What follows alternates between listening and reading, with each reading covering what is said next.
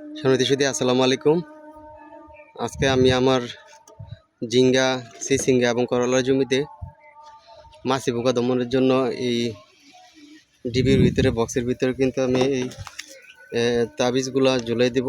এটা হচ্ছে পাটা জাতীয়, এগুলা ঝুলাই দিলে কিন্তু আপনার মাছি পোকা ফুল ফুটাতে পারবে না। এটার ভিতরে বক্সের মধ্যে গিয়ে মাছি পোকাগুলো মারা যাবে। সমস্ত পোকাগুলা লতা জাতীয় সবজির মধ্যে সবচেয়ে ক্ষতিকর জিনিস হচ্ছে আপনার মাছি পোকা। এই মাছি পোকার কারণে কিন্তু প্রায় 70% সবজি ফসল কিন্তু নষ্ট হয়ে যায়। তাই মাছি পোকা দমনের জন্য সবচেয়ে কার্যকরী উত্তম পদক্ষেপ হচ্ছে আপনার এগুলা ডিবির ভিতরে ঝুলাই দিলে এবং বিঘা প্রতি 10টা ডিবির মধ্যে তাবিজ ঝুলাইলে কিন্তু আপনার মাছি পোকা দমন হয়ে যাবে। উপর দিয়া বিমান যাচ্ছে, তাই না সাউন্ড পলিউশন হচ্ছে। তারপরে বলতেছি, আপনারা যা সবজি চাষ করবেন এই সবজি চাষে কিন্তু আপনার এই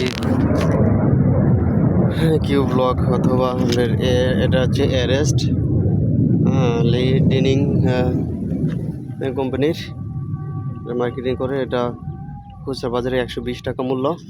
120 টাকা মূল্য এটা কিন্তু প্রচুর কাজ করে আপনার মাছি পোকা দমনের জন্য।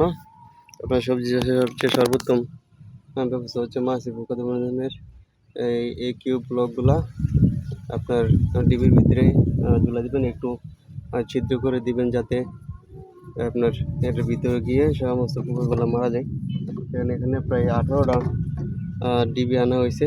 18টা ডিবি কিন্তু আমার এই জমিটাতে ঝিঙ্গা, করলা, চিচিঙ্গা এবং এই জমিটাতে কিন্তু শসা আছে, ঝিঙ্গা, করলা, চিচিঙ্গা আছে। এগুলোর জন্য কিন্তু আমি এগুলো আজকে দিয়ে দিব এবং পরবর্তীতে এই ডিবির ভিতরে কী পরিমাণ পোকা পড়ে আপনাদের দেখানো হবে।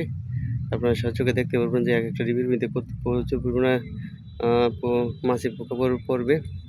আশা করতেছি আমার আরও আগেই দেওয়ার দরকার ছিল, 1 মাস আগে। সময়ের স্বল্পতার কারণে, ব্যস্ততার কারণে কিন্তু দিতে পারি না। আজকে ভাবলাম যে একটু বিকালবেলা এগুলো দিয়ে দিলে মাছি পোকা থেকে রেহাই পাবো।